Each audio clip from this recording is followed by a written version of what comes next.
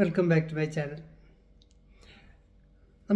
ഞാനൊരു വീഡിയോ കണ്ടിട്ടേ ഈ ഓട്ടോമാറ്റിക് കാറാണോ അല്ല ക്ലച്ചുള്ള കാറാണോ നല്ലതെന്ന് ചോദിച്ചുകൊണ്ടൊരു ന്യൂസ് കണ്ടിട്ട് ആണ് ഈ സംസാരിക്കുന്നത്. ശരിക്കും നമ്മൾ ആലോചിച്ച് നോക്കൂ, എല്ലാം ഓട്ടോമാറ്റിക്കിലോട്ട് മാറിക്കൊണ്ടിരിക്കുകയാണ്. എല്ലാ സാധനവും പുതിയ ഹൈഗ്രേഡിലോട്ട് മാറിക്കൊണ്ട്. അപ്പം ഇതിൻ്റെ ഒരു കാര്യം എന്ന് പറഞ്ഞാൽ ഇവരൊരു പഴയ ടെക്നോളജിയാണ് ഈ നമ്മുടെ മാനുവൽ ഗിയർ എന്ന് പറയുന്ന സാധനം. പുതിയതാണ് ഓട്ടോമാറ്റിക്. നമ്മൾ രസം എന്ന് പറഞ്ഞാൽ ഗൾഫിലൊക്കെ ഓട്ടോമാറ്റിക്കിന് വില കുറയും, മാനുവലിലൂടെ ഉള്ളതിന് വില കൂടുതലുമാണ്. ഇവിടെ നേരെ തിരിച്ചാണ്. അത് ഈ കാറുകാരന്മാരുടെ എല്ലാം ഉള്ള കള്ളത്തരങ്ങളാണ്, അവരുടെ വിലയാണ്. അവിടെ മിക്ക ഓട്ടോമാറ്റിക് വണ്ടിക്കും മാനുവൽ കൂടെ ഉള്ളതിനേക്കാളും വില കുറവാണ്, മാനുവലിനാണ് കൂടുതൽ വില. അപ്പോൾ ഇതിൻ്റെ ഒരു പ്രശ്നം എന്ന് പറഞ്ഞാൽ നമ്മുടെ ശ്രദ്ധ വണ്ടി ഓടിക്കുന്നതിന് പകരം ഇപ്പം ഹെവി ട്രാഫിക്കൊക്കെ ഉള്ളപ്പോൾ ക്ലച്ച് ചവിട്ടുക പറഞ്ഞാൽ നല്ല ജോലിയാണ്. കുറച്ചൊരു വയസ്സങ്ങോട്ട് കൂടി കഴിയുമ്പം മുട്ടിന് കേടുവരും, ഇടത് മുട്ടിന് നല്ല ഡാമേജ് വരും, കാരണം നല്ല പെയിൻ ഉണ്ടാകും. അപ്പോൾ അത് പിന്നെയും ചെയ്താൽ മുട്ട് ഫുൾ പോകും. പ്രത്യേകിച്ച് വെയിറ്റ് കൂടിയവർ, അതുപോലെ തന്നെ നമ്മുടെ മുട്ടിൻ്റെ തേയ്മാനം ഉണ്ടാകാൻ ടെൻഡൻസി ഉള്ളവർ. അപ്പം ശരിക്കും നല്ലത് ഓട്ടോമാറ്റിക് കാർ തന്നെയാണ്. കാരണം ഞാൻ ഓടിക്കാനും ഇപ്പോൾ പഠിച്ച് തുടങ്ങാനും എല്ലാം നല്ലതാണ്. കാരണം പറഞ്ഞാൽ നമുക്കിപ്പം ക്ലച്ച് ചവിട്ടി പഠിക്കുന്നതല്ലല്ലോ ആവശ്യം, വണ്ടി ഓടിക്കുന്നതാണല്ലോ ആവശ്യം. ക്ലച്ച് എന്ന് പറഞ്ഞാൽ സാധനം നമ്മൾക്ക് കുറച്ച് കാലം കഴിഞ്ഞ് മാറി ഓട്ടോമാറ്റിക് ആയതുകൊണ്ട് ക്ലച്ച് ചവിട്ടാനല്ലല്ലോ വണ്ടി ഓടിക്കുന്നത്. വണ്ടി ഓടിക്കാനാണല്ലോ, വണ്ടി നേരെ ചൊവ്വേ ഓടിക്കാന്നുള്ളത്. അപ്പം അതുപോലെ കയറ്റത്താണെങ്കിലും ഇറക്കത്താണെങ്കിലും അതുപോലെ തന്നെ നമുക്ക് ഈ ക്ലച്ചില്ലാത്ത വണ്ടിക്ക് ഭയങ്കര ഈസി ആയിട്ട് നമുക്കതിനെ മാനേജ് ചെയ്യാൻ പറ്റും. പിന്നെ ഇപ്പോൾ അതുപോലെ അതിൽ പറഞ്ഞിരിക്കുന്ന സ്പീഡ് കൂട്ടാനും കുറയ്ക്കാനുണ്ടെങ്കിൽ അതിനുള്ള പ്രൊവിഷൻ അതിനകത്തുണ്ട്. നമുക്ക് ലോ ഗിയറിലോട്ട് ആക്കിയിട്ട് പെട്ടെന്ന് തന്നെ സ്പീഡ് കൂട്ടാൻ പറ്റും. നോർമലി അതിൻ്റെ ഒന്നും ആവശ്യമേ വരുന്നില്ല. അപ്പം ഇത് ശരിക്കും ക്ലച്ചില്ലാത്ത വണ്ടി തന്നെയാണ് നല്ലത്, ഓട്ടോമാറ്റിക് തന്നെ. ഇപ്പം സ്കൂട്ടറുകളൊക്കെ മിക്കവാറും എല്ലാം ഓൾമോസ്റ്റ് ഓട്ടോമാറ്റിക്കിലോട്ട് പൊയ്ക്കൊണ്ടിരിക്കുകയാണ്. കാരണം ഈ നമ്മളെന്തിനാണ് ഗിയറിനോട്ട് ശ്രദ്ധ വരുത്താനും എല്ലാം പോകേണ്ട ആവശ്യമില്ല. ചുമ്മാ പറഞ്ഞാൽ പോരല്ലോ. നമുക്ക് റോഡിൽ ശ്രദ്ധീകരിച്ച് ഓടിക്കാനും ആൾക്കാരെ തട്ടാതിരിക്കാനും അല്ലെന്നുണ്ടെങ്കിൽ ട്രാഫിക് നിയമങ്ങൾ ലംഘിക്കാതിരിക്കാനും ഒക്കെയാണ് നമ്മൾ വെളിയിലാണ് ശ്രദ്ധിക്കാനുള്ളത്. ക്ലച്ചിനെ ശ്രദ്ധിക്കേണ്ട യാതൊരു ആവശ്യമില്ല. ഇപ്പം സെമി ഓട്ടോമാറ്റിക് എന്ന് പറഞ്ഞപ്പം ഉള്ളതുപോലെ IMT എന്ന് പറഞ്ഞിട്ടുണ്ട്, ഇൻ്റലിജൻറ്റ് മാനുവൽ ട്രാൻസ്മിഷൻ എന്ന് പറഞ്ഞാൽ. അതായത് ക്ലച്ചില്ല പക്ഷേ ഗിയറുണ്ട്. അതുപോലും അത്ര ഭയങ്കര കംഫർട്ടബിൾ എന്നൊന്നും പറയാൻ പറ്റില്ല, IMT എന്ന് പറയും. അപ്പോൾ അത് ഇതുപോലെ നമ്മൾ സ്പീഡ് കുറഞ്ഞ ഉടനെ അത് കീക്കെന്ന് കാണിക്കും, ഗിയർ മാറ്റി കൊടുക്കണം. പക്ഷേ ക്ലച്ചില്ല, ക്ലച്ച് കൂട്ടാതെ നമുക്കത് മാറ്റാൻ പറ്റും, IMT എന്ന് പറയും. പക്ഷേ ഇതെല്ലാം ഈ ഓട്ടോമാറ്റിക്കിൻ്റെ അടുത്ത് പോലും വരില്ല, അയൽവക്കത്തോലും വരില്ല. ഓട്ടോമാറ്റിക് തന്നെയാണ് നല്ലത്. ഇനി മൈലേജ് എന്ന് പറഞ്ഞാൽ ശരിക്കും ഓട്ടോമാറ്റിക്കും ക്ലച്ച് മാനുവലൊക്കെ തമ്മിൽ 2-3 കിലോമീറ്ററിൻ്റെ വ്യത്യാസമേ വരുള്ളൂ. അതേസമയം മെയിൻ റോഡിൽ കഴിഞ്ഞാൽ 6-ലാണ് പോകുന്നതെങ്കിൽ രണ്ടും ഒരേപോലത്തെ മൈലേജാണ്, പ്രത്യേകിച്ച് മൈലേജ് വ്യത്യാസമൊന്നുമില്ല. പക്ഷേ നമ്മുടെ സുഖം കംഫർട്ടബിൾ എന്ന് പറയുന്നത് വളരെ കൂടുതലാണ് ഈ ഓട്ടോമാറ്റിക്കിൽ. ഇടത് മുട്ടിൻ്റെ സ്ട്രെയിൻ കുറയും, മുട്ടുവേദന കുറയും. അതുപോലെ നമ്മുടെ പല ജീപ്പ് അങ്ങനെ പറഞ്ഞ് പല വണ്ടികൾ, പണ്ടത്തെ വണ്ടികൾ മാനുവലായിട്ടുള്ള, ഇപ്പോൾ ഈവൻ നമ്മൾ ടൊയോട്ടയുടെ തന്നെ ഇത് ഇന്നോവ ഒക്കെ മുമ്പുള്ള ഈ ക്ലച്ചുള്ള വണ്ടികളുണ്ട്. അത് ഭയങ്കര പാടാണ്. ക്ലച്ച് വലിയ പവർ കൂടുന്തോറും, എഞ്ചിൻ്റെ പവർ കൂടുന്തോറും ക്ലച്ചിൻ്റെ ബലവും നല്ല കൂടും. ശരിക്കും എണീറ്റ് നിന്ന് ചവിട്ടേണ്ടി വരും. എന്തിനാണ് വെറുതെ ഈ ആവശ്യമില്ലാത്ത വയ്യാലും. അപ്പം നമുക്ക് ടെക്നോളജി മാറുകയില്ല. ഇപ്പം നമ്മൾ ആരെങ്കിലും 2G ഫോണോ 1G ഫോണോ കൊണ്ട് നടക്കുമോ? ഇല്ല. സ്പീഡ് കൂടുതലുണ്ടെങ്കിൽ നമുക്ക് എല്ലാം എളുപ്പത്തിന് അപ്ലോഡ് ചെയ്യാനും ഡൗൺലോഡ് ചെയ്യാനും എല്ലാം പറ്റും. അതേപോലെ ക്ലച്ചിൻ്റെ കാര്യം ഇതുപോലെയാണ്. അതുപോലെ തന്നെ ബാക്കിലോട്ട് ഇറങ്ങി ഇടിക്കില്ല. നമ്മൾ ബാക്കിൽ ആദ്യമൊക്കെ ഓടിക്കുമ്പോൾ ഏറ്റവും പേടിയതാണ് കയറ്റത്തിൽ കൊണ്ടുവന്നിട്ട് ക്ലച്ചും ബ്രേക്കും കൂടെ ഒരു കളിയാണ്, ഇങ്ങനെ രണ്ടും കൂടെ ചേർത്തിട്ട്. കാരണം അല്ലെങ്കിൽ ബാക്കിൽ പോയി തട്ടും, ഫ്രണ്ടിലോട്ട് എടുക്കാനും പറ്റില്ല. അപ്പം നമ്മൾ ഇറക്കത്തിൽ കയറ്റത്തിലൊക്കെ ഞങ്ങളൊക്കെ പഠിക്കുമ്പോൾ എങ്ങനെയാണെന്ന് പറഞ്ഞാൽ ഒരു ഭയങ്കര സർക്കസാണ് ഈ സാധനം. ക്ലച്ച് ഇങ്ങനെ ചവിട്ടി പതുക്കെ പിടിച്ചിട്ട് ബ്രേക്കും ചവിട്ടി പിടിച്ച് അഡ്ജസ്റ്റ് ചെയ്ത് ഇതിനിടയ്ക്ക് ഒരു പുട്ടിൻ്റെ ഒരു വലത് കാലിൽ വെച്ചിട്ട് ആക്സിലേറ്ററും ചവിട്ടി ഒരു സർക്കസാണ് ഈ സാധനം കാണിക്കുന്നത്. അപ്പോൾ ഇതൊക്കെ ഇതിൻ്റെ ആവശ്യം വല്ലതും ഉണ്ടോ? കാറെന്ന് പറഞ്ഞാൽ സുഖമായിട്ട് പോകാനുള്ള സാധനമാണ്. അപ്പോൾ അതിനകത്ത് ഇപ്പോൾ ഈ പറഞ്ഞ പോലെ ഇത്രയും ലക്ഷം ഇൻവെസ്റ്റ് ചെയ്യാമെങ്കിൽ ഒരു 2 കിലോമീറ്ററിൻ്റെ 3 കിലോമീറ്ററിൻ്റെ വ്യത്യാസത്തിന് വേണ്ടി. അതുപോലെ മിക്ക വണ്ടികളും ഓടുന്നത് 3 വർഷം കൊണ്ട് ഒരു 30,000 കിലോമീറ്ററാണ്. അതിനകത്ത് പെട്രോൾ അടിച്ച് നമ്മൾ നോക്കുമ്പോഴത്തേക്കും ഒരു തുച്ഛമായ പൈസയെ മാറ്റം വരുന്നുള്ളൂ. ഇത്രയും കംഫർട്ടിന് വേണ്ടിയിട്ട് മാനുവലിലോട്ട് പോകേണ്ട ഒരു കാര്യമില്ല. യഥാർത്ഥത്തിൽ മാനുവൽ മതിയാക്കണമെന്നാണ് ഞാൻ പറയുന്നത്. കാരണം യാതൊരു പ്രയോജനമില്ല. അതുപോലെ പഠിക്കുന്നവർക്ക് വളരെ നല്ലതാണ് ഓട്ടോമാറ്റിക്കിൽ നമുക്ക് ഈസി ആയിട്ട് എല്ലാം പഠിക്കാം. നമുക്ക് ഡ്രൈവിംഗ് ആണ് ആവശ്യം, അല്ല ക്ലച്ച് ഇടുന്നതല്ല ആവശ്യം. ക്ലച്ചിൻ്റെ വണ്ടിയുടെ കാര്യമേ ഇല്ല. കാരണം ക്ലച്ച് ശ്രദ്ധിച്ച് കഴിയുന്തോറും നമുക്ക് വെളി ശ്രദ്ധിക്കുന്നത് കുറയും. പിന്നെ നമ്മുടെ ഭയങ്കര സ്ട്രെയിനാണ്. എന്തിനാണ് ഈ ആവശ്യമില്ലാത്ത സാധനത്തിന് പോകുന്നത്? യാതൊരു കാര്യവുമില്ല. ഇപ്പം ക്ലച്ച് മാറിയിട്ട് ഓട്ടോമാറ്റിക് ക്ലച്ച് തന്നെയാണ് നല്ലത്. അതുപോലെ തന്നെ ഇതിൻ്റെ നമ്മൾ ക്ലച്ച് ചവിട്ടി ഈ കയറി പോകുമ്പോഴത്തേക്കും ക്ലച്ച് പ്ലേറ്റ് പെട്ടെന്ന് പോയിട്ട് അത് കത്തി ചൂടായി പോയില്ലേ. അപ്പോൾ അതിനേക്കാളൊക്കെ നല്ല ഓട്ടോമാറ്റിക് തന്നെയാണ്. അപ്പോൾ അതിൻ്റെ പൈസയും സാമ്പത്തികമൊക്കെ നോക്കുമ്പോൾ ഏതായാലും ഇതാണ് ലാഭമുള്ള കാര്യം. അപ്പം ഇതിങ്ങനെ കണ്ടുകൊണ്ട് പറഞ്ഞതാണ്. അതുപോലെ ഇനി ഓട്ടോമാറ്റിക്കിന് വില കുറയുകയും വേണം. ഇതുപോലെ ഇലക്ട്രിക് വന്നപ്പോൾ എല്ലാം ഓട്ടോമാറ്റിക്കാണല്ലോ. ഇലക്ട്രിക്കകത്ത് ക്ലച്ച് ഗിയറൊന്നും ഇല്ലല്ലോ, ഓട്ടോമാറ്റിക്കായിട്ട് അത് മാറുകയാണ്. അതേപോലെ ഇലക്ട്രിക്കൽ ഇപ്പോൾ എടുക്കുന്ന നഷ്ടമാണ്. കാരണം ബാറ്ററി വിലയും നമ്മുടെ ചാർജിങ് വിലയും എല്ലാം വെച്ച് നോക്കുമ്പോഴത്തേക്കും ഇലക്ട്രിക്കൽ നഷ്ടമാണ്. അപ്പോൾ ഈ ക്ലച്ചില്ലാത്ത വണ്ടി തന്നെയാണ് ഇനി നല്ലത്. ബൈക്കാണെങ്കിലും കാറാണെങ്കിലും എല്ലാം നമുക്ക് ഓട്ടത്തിൽ മാത്രം ശ്രദ്ധിക്കാൻ പറ്റും, ബാക്കി എല്ലാം അത് ചെയ്തോളും. അതുപോലെ ഈ ബ്രേക്കിംഗ് സിസ്റ്റവും പാർക്കിംഗ് സിസ്റ്റവും ഇലക്ട്രോണിക് ആക്കണം. ഈ വലിച്ചിടുന്നത് വലിയ പാടാണ്. അത് പുതിയ ഹൈ ഗ്രേഡ് വണ്ടിയിലെല്ലാം പാർക്കിംഗ് സിസ്റ്റം ഇലക്ട്രോണിക്കാണ്. സ്വിച്ച് ഇട്ടാൽ മതി, ഓട്ടോമാറ്റിക്കായിട്ട് ബ്രേക്ക് ആയിക്കോളും. അതാണ് നല്ലത്. ഇതങ്ങ് മാറ്റിയിട്ട് ഈ വലിച്ചിടുന്ന പരിപാടി മാറ്റിയിട്ട് ഇതാക്കണം. അപ്പോൾ എല്ലാവരും അത് ചെയ്യുകയും ചെയ്യും, പാർക്ക് ചെയ്തിട്ടിരിക്കുകയും ചെയ്യും. അങ്ങനെ പാർക്കിംഗ് ബാക്കിടും, എന്തെങ്കിലും പോയി നിർത്തിയിരുന്നതിന് പിന്നെ ഓടിപ്പോയി ഇടിച്ച് പ്രശ്നം ഉണ്ടാക്കില്ല. അപ്പം ക്ലച്ച്ലെസ് വണ്ടിയാണ് നല്ലത്. IMT പോലും കൊള്ളില്ല. ഇൻ്റലിജൻറ്റ് മാനുവൽ ട്രാൻസ്മിഷൻ എന്ന് പറയുന്ന മറ്റേ നമ്മുടെ ഗിയർ ഇട്ടിട്ട് ക്ലച്ചില്ല, ഗിയറുണ്ട്, അതും കൊള്ളില്ല. പിന്നെ വേറൊരു കാര്യം എന്ന് പറഞ്ഞാൽ ഈ ഓട്ടോമാറ്റിക് വണ്ടിയിൽ AMT എന്ന് പറഞ്ഞാൽ അതുണ്ട്, ആദ്യത്തെ മോഡൽ, അതും കൊള്ളില്ല. അത് പതുക്കെ ഗിയർ മാറുള്ളൂ.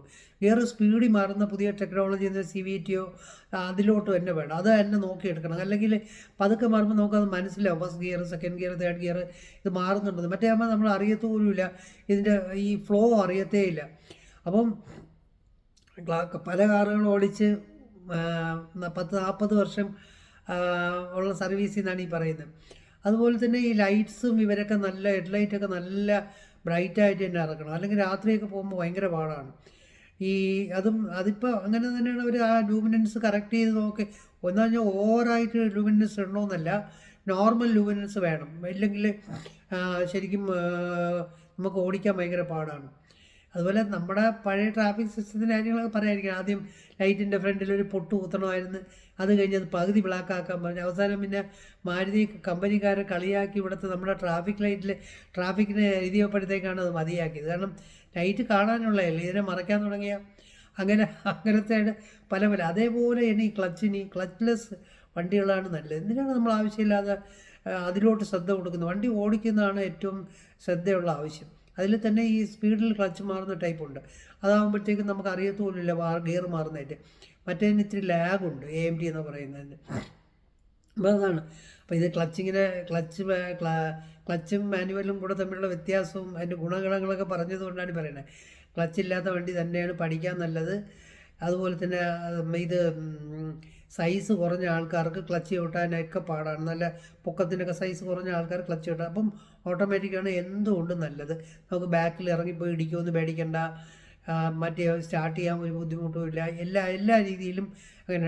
എവിടെയും ട്രാഫിക്കിലൊക്കെ എത്ര നേരം, ചിലപ്പോൾ ട്രാഫിക്കിൽ നമ്മൾ കിടക്കുന്ന 8 മണിക്കൂർ അങ്ങനെയല്ല, ട്രാഫിക്കിലൊക്കെ ചിലപ്പോൾ 3 മണിക്കൂർ 4 മണിക്കൂറൊക്കെ ജാമായി കിടക്കാറുണ്ട്. അപ്പോഴൊക്കെ നമുക്ക് കഷ്ടപ്പെട്ടു ഈ ക്ലച്ച് ചവിട്ടി ഓരോ പീസായിട്ട് അനക്കാൻ പറ്റുള്ളൂ. അങ്ങനെയൊക്കെ ആലോചിക്കുമ്പോൾ ഏറ്റവും നല്ല മെത്തേഡ് നമ്മുടെ ട്രാഫിക്കിനിടയിലും ക്ലച്ചില്ലാത്ത വണ്ടി തന്നെയാണ്. നിങ്ങൾ എടുക്കുമ്പോഴും ഈ ക്ലച്ച്ലെസ് വണ്ടി തന്നെ എടുക്കണം. അത് കമ്പനിക്കാരിൻ്റെ വില കുറയ്ക്കുകയും വേണം. കാരണം ഇവർ ഇതേ സംഭവമാണ് വെളിയിൽ ക്ലച്ച് ഓട്ടോമാറ്റിക്കിന് പൈസ കുറച്ച് കൊടുക്കുകയും മാനുവലിന് പൈസ കൂട്ടിക്കൊടുക്കുകയും ചെയ്യും. അപ്പോൾ നമ്മുടെ അവിടെ എന്തുകൊണ്ട് കുറച്ച് നോർമൽ വണ്ടിക്ക് വിലയായിട്ട് തന്നുകൂടാ? ഉറപ്പായിട്ടും ചെയ്യാൻ പറ്റുന്നതേ ഉള്ളൂ. അങ്ങനെ ചെയ്യണം, അതാണ് നല്ലത്. അപ്പം നമ്മളിങ്ങനെ ഓരോ കാര്യങ്ങളായിട്ട് ഇമ്പ്രൂവ് ചെയ്യണം. അപ്പോൾ ഇപ്പം തന്നെ വണ്ടിക്കകത്ത് ടയർ പ്രഷർ അകത്ത് കാണിക്കുന്നു. ഇപ്പം മിക്ക വണ്ടി സ്റ്റാൻഡേർഡ് ആയിട്ടുണ്ട്. അത് വളരെ നല്ലതാണ്. കാരണം അല്ലെങ്കിൽ നമ്മൾ കുറച്ച് കഴിയുമ്പോൾ ആയിരിക്കും ടയറങ്ങ് തേഞ്ഞ് ഭയങ്കര ഡേഞ്ചറുമാണ്.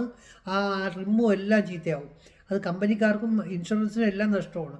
നമ്മൾ തേഞ്ഞ റിമൂവായിട്ട് കുറച്ച് ദൂരം ഓടിക്കഴിയുമ്പോഴായിരിക്കും മനസ്സിലാവുന്ന ആ ആ ആ ആ വീല് മുഴുവൻ പോയത്. അപ്പോൾ അത് ആ സൈഡിലെ ആ സസ്പെൻഷനും എല്ലാം ചീത്തയാവും, ആ റിമും എല്ലാം ചീത്തയാവും. അപ്പം അതിന് മുമ്പ് നമുക്ക് നമ്മൾ ഇടയ്ക്ക് ഇപ്പം ഞാൻ തന്നെ വരുമ്പോൾ നമ്മുടെ വണ്ടിക്ക് അത് ഇടയ്ക്ക് രാവിലെ നമുക്ക് കാണാം പ്രഷർ കുറവാണ്, 829 ആണ് കീ എന്നൊരു അലാറം കഴിക്കും. അപ്പോൾ നമുക്കത് മനസ്സിലാവും. അവിടെ തന്നെ നമ്മൾ ഒതുക്കി അടുത്ത പെട്രോൾ പമ്പിൽ കയറി ഇത് മറ്റേ ഇപ്പോഴും അതിൻ്റെ ട്യൂബ്ലെസ് ടയറാണല്ലോ. ഇപ്പം ട്യൂബുള്ള ടയർ വേണമെന്ന് ആരെങ്കിലും പറയുമോ? ട്യൂബ്ലെസ് ടയറാണ് നല്ലത്, പഞ്ചറാവില്ല. അഥവാ ആണിയൊക്കെ കയറിയാലും പതുക്കെ പഞ്ചറാവുള്ളൂ, പെട്ടെന്ന് പൊട്ടിത്തെറിക്കുന്ന പോലെ പഞ്ചറാവില്ല. അപ്പം നമ്മൾ അടുത്തടുത്ത് ഒതുക്കി അടുത്തടുത്ത് കൊണ്ടുപോയി അടുത്ത പെട്രോൾ പമ്പിൽ ഒതുക്കി കുറച്ചുകൂടെ ടയർ പ്രഷർ കയറ്റി നേരെ തന്നെ അടുത്ത ഇത് ഈ മറ്റേ പഞ്ചറൊട്ടിക്കുന്ന കടയിൽ കൊണ്ടുപോയി. അപ്പോൾ നോക്കിയാൽ ആണി ഊരിയിട്ട് അതിനകത്ത് ഇപ്പം തന്നെ ടയർ പോലും ഇളക്കണ്ട, ടയർ ഇളക്കണം. പക്ഷേ അതിനകത്ത് അകത്തൊന്നും ഇളക്കാതെ തന്നെ ആ സാധനത്ത് ഒരു അണിപ്പറിയാലോ, അങ്ങനെയാണ് സാധനം ഇങ്ങനെ കയറ്റിയിട്ട് അങ്ങനെ ആകും, അതങ്ങ് തന്നെ ഓട്ടോമാറ്റിക്. അപ്പോൾ ഇങ്ങനെ പുതിയ ഐഡിയകൾ വരുമ്പം അതെന്തിനാണ് വേണ്ടെന്ന് വയ്ക്കുന്നത്? നമ്മളത് സുഖത്തിലോട്ട് പോകുന്നത് കൊള്ളൂല്ലെന്നൊക്കെ പറയണതൊക്കെ വെറുതെയാണ്, ആവശ്യമില്ലാത്ത കാര്യമാണ്. അപ്പോൾ ഈ ടയർ പ്രഷർ മോണിറ്ററും നിർബന്ധമാണ്, നല്ലൊരു പ്രൊഫഷനാണ്. കാരണം നമുക്ക് എടുക്കുമ്പോഴേ അറിയാം ഏതെങ്കിലും ടയർ പഞ്ചറാണോ അല്ലെങ്കിൽ കാറ്റ് കുറവാണോ എന്നൊക്കെ. അപ്പം നമുക്ക് അപ്പോഴും തന്നെ ചെയ്യാം. കാരണം നമ്മൾ വെളിയിലിറങ്ങി ഓടിയിട്ടാണെങ്കിൽ ഭയങ്കര ജോലിയാണ്. പിന്നെ വണ്ടി റോഡിൽ ഒതുക്കി അടുത്തൊരു ടയർ കടക്കാരനെ കണ്ടുപിടിച്ച് ഒരുത്തിനെ വിളിച്ചുകൊണ്ട് വന്ന് അത് കൊണ്ടുവന്ന് ഇത് പൊക്കി റെഡിയാക്കി ഭയങ്കര അന്നത്തെ ഒരു 3 മണിക്കൂർ അതിൻ്റെ പുറത്ത് പോകും, പൈസയും പോകും. അപ്പോൾ ഈ പ്രഷർ മോണിറ്റർ ഉണ്ടെങ്കിൽ നമ്മൾ എടുക്കുമ്പോൾ തന്നെ, അതുപോലെ ഇപ്പോഴത്തെ ഇതിനകത്ത് നമ്മൾ എടുക്കുമ്പോൾ അറിയാൻ പാടില്ല, വണ്ടി കുറച്ചും കൂടെ ഓടിച്ചു കഴിഞ്ഞാൽ ടയർ പ്രഷർ റീഡ് ചെയ്യുന്നുള്ളൂ. അത് പാടില്ല. അതിനേക്കാളും കിടക്കുമ്പോൾ തന്നെ അത് കാണിക്കണം, ആ സംവിധാനവും വരണം. എങ്കിലും മാത്രമേ നമുക്ക് നമ്മൾ ഗ്യാരേജിൽ നിന്ന് ഇറക്കുന്നതിന് മുമ്പേ നമുക്ക് മനസ്സിലാവും ടയറിലെ എല്ലാം പ്രഷറും എല്ലാം കറക്റ്റാണ്. അപ്പോൾ നമുക്ക് അഥവാ കുറവാണെങ്കിൽ നമുക്ക് അപ്പോഴേ തന്നെ അത് കറക്റ്റ് ചെയ്തിട്ട് പോകാൻ പറ്റും. റോഡിൽ നിന്ന് ചെയ്യുന്നതിൻ്റെ ബുദ്ധിമുട്ട് നിങ്ങൾക്ക് ആലോചിക്കാമെന്നുള്ളേ ഉള്ളൂ. പഞ്ചറായ വണ്ടി റൈഡി ഒതുക്കി അത് ഒതുക്കാൻ പറ്റുന്നിടത്തെ ഒതുക്കാൻ പറ്റും. മഴയൊക്കെ ആണെങ്കിൽ പിന്നെ പറയണ്ട. നമ്മൾ പിന്നെ അടുത്തൊരു ഓട്ടോയോ എന്തെങ്കിലും പിടിച്ച് പഞ്ചറുകാരനെ വിളിച്ചുകൊണ്ട് വന്ന് അതെല്ലാം പൊക്കി റെഡിയാക്കി നമ്മൾ തന്നെ ചെയ്യാമെന്നൊക്കെ കഴിഞ്ഞാൽ കൊച്ചു പയ്യന്മാരൊക്കെ ആണെങ്കിൽ നടക്കും. ഒത്തിരി വയസ്സൊക്കെ കൂടുമ്പോൾ ഭയങ്കര പാടാണ്, ടയർ മാറ്റാനൊന്നും പറ്റില്ല. മറ്റേ സാധനം കൊണ്ടുവന്നിട്ട് ഇതേപോലെ റെഡിയാക്കി ടയർ കാറ്റടിച്ച് പോകണം.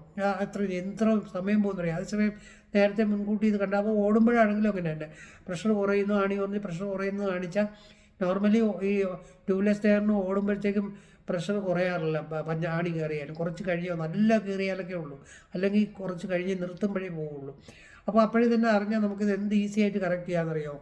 അങ്ങനെ അതുപോലെ ഗ്ലാസിൻ്റെയും അതുപോലെയാണ്. ഗ്ലാസ് ഓട്ടോമാറ്റിക് ഓണാണ് എല്ലാത്തിനും, 4 സൈഡിലും ഓട്ടോമാറ്റിക് ഓൺ തന്നെ വയ്ക്കണം. കാരണം എന്തെങ്കിലും ഒരു ഡേഞ്ചറസ് കണ്ടീഷനിൽ വരുമ്പോഴത്തേക്കും ഈ സ്വിച്ച് ഇട്ട് കഴിഞ്ഞാൽ അപ്പോഴും തന്നെ എല്ലാ ഗ്ലാസും ഓപ്പൺ ആയി കഴിഞ്ഞാൽ അതിൽ നിന്ന് എളുപ്പം ഇറങ്ങിപ്പോകാൻ പറ്റും. അതുപോലെ അതാണ് ഏറ്റവും എളുപ്പമുള്ള മാർഗ്ഗം. അപ്പോൾ അങ്ങനെ ഈ ഓട്ടോമാറ്റിക് ഓപ്പണിംഗ് ഗ്ലാസ് തന്നെ എല്ലാത്തിലും നിർബന്ധമായിട്ടും ഈ കാറുകളിൽ വെക്കാനായിട്ട് ഈ കാറുകാർ ശ്രദ്ധിക്കണം. ഇങ്ങനെ കുഞ്ഞു നമുക്ക് ഭയങ്കര അത്യാവശ്യം, എന്നാൽ അധികം പൈസയൊന്നും അവർക്കാവാത്ത കാര്യമാണ്. അതുപോലത്തെ ഒരു സംവിധാനം ഉണ്ടാവണം. അതുപോലെ ഈ വൈപ്പറിന് പകരം ഈ എയർ അടിച്ച് ഇങ്ങനെ പോകുന്നൊരു ടൈപ്പ് ആക്കണം. അപ്പോൾ അത് നമുക്ക് വിഷ്വൽ ഇത് വരില്ല, കുറച്ചുകൂടെ ക്ലീനായിട്ട് പോകും. അത് വേറെ ഏതോ വണ്ടികളിലൊക്കെ ഉണ്ടായിരുന്നു, ഇപ്പോൾ കാണാനില്ല. അതിൻ്റെ ഒരു സംവിധാനം, ഓട്ടോയർ ചെറുതായിട്ട് അടിച്ചിട്ട് ഇതിങ്ങനെ ചീറ്റി കളയുന്നൊരു സംവിധാനം ഉണ്ടാക്കണം ഈ വൈപ്പറിന് പകരം. അതും നല്ലതാണ്. അതും ഇതുപോലെ ഇത് ഈ വണ്ടി ഓടിക്കാൻ നല്ല സുഖമാണ്. കാരണം വൈപ്പർ ഇടുമ്പോൾ തന്നെ ഒരു മൊത്തത്തിൽ ഒരു ഇറിറ്റേഷനാണ്. പിന്നെ അതുപോലെ തന്നെ അതിൻ്റെ ഒരു ശബ്ദവും എല്ലാം കൂടെ ഉണ്ട്. അപ്പോൾ അങ്ങനെ കൊച്ചു കാര്യങ്ങളൊക്കെ നമ്മൾ കാറിൽ ഇമ്പ്രൂവ് ചെയ്ത് കഴിഞ്ഞാൽ വളരെ നല്ലതാണ്. അത്യാവശ്യം വേണ്ടത് ഈ എയർ സെൻസറും ആണ് ഓട്ടോമാറ്റിക് ആക്കണം. എല്ലാ വണ്ടിയും അങ്ങനെ തന്നെ ആക്കണം, എന്നാലേ കൊള്ളാവും. പിന്നെ അതുപോലെ തന്നെ പല പുതിയ സംവിധാനങ്ങളൊക്കെ പുതിയ വില കൂടിയ വണ്ടികൾ വരുന്നുണ്ട്. വില കൂട്ടണമെന്നല്ല, ഇത് ബേസിക് നീഡ്സ് എന്നുള്ള കണ്ടീഷനിൽ ഇത് രണ്ടും നിർബന്ധമായിട്ട് ടയർ പ്രഷർ അനാലിസിസ് അകത്തുള്ളതും അതുപോലെ തന്നെ ഈ പറഞ്ഞ മാതിരി ഈ ഗ്ലാസിൻ്റെ ഓട്ടോമാറ്റിക് ഗ്ലാസ് ആക്കണം എല്ലാത്തിനും. പിന്നെ ക്ലച്ചും ഓട്ടോമാറ്റിക് ആക്കണം. ഉറപ്പായിട്ടും ക്ലച്ചില്ലാത്ത വണ്ടി ആവശ്യമേ ഇല്ല. കാരണം ട്രാഫിക്കിൽ പലപ്പോഴും ആക്സിഡൻറ്റ് നടക്കുന്നത് തന്നെ ക്ലച്ചിൻ്റെ കുഴപ്പമില്ല. ക്ലച്ച് ശ്രദ്ധിക്കും, എന്തൊരു ജോലി ഗിയർ മാറ്റാനും അങ്ങനെ കുറേ പ്രശ്നമുണ്ട്. അപ്പോൾ ക്ലച്ച്ലെസ് വണ്ടിയാണ് ഏറ്റവും നല്ല. ഗിയർ ക്ലച്ചില്ല, ഫുള്ളി ഓട്ടോമാറ്റിക് വണ്ടിയാണ് നല്ലത്. അതുപോലെ ഈ പറഞ്ഞ സംവിധാനങ്ങളും നല്ല. ഈ വാർത്ത കണ്ടുകൊണ്ട് അതിന് വേണ്ടിയിട്ട് പറഞ്ഞതാണ്. അപ്പോൾ ഇതുപോലെ നല്ല വീഡിയോസായിട്ട് ഇനിയും വരാം. ഷെയർ ചെയ്യണം, സബ്സ്ക്രൈബ് ചെയ്യണം, ലൈക്ക് ചെയ്യണം.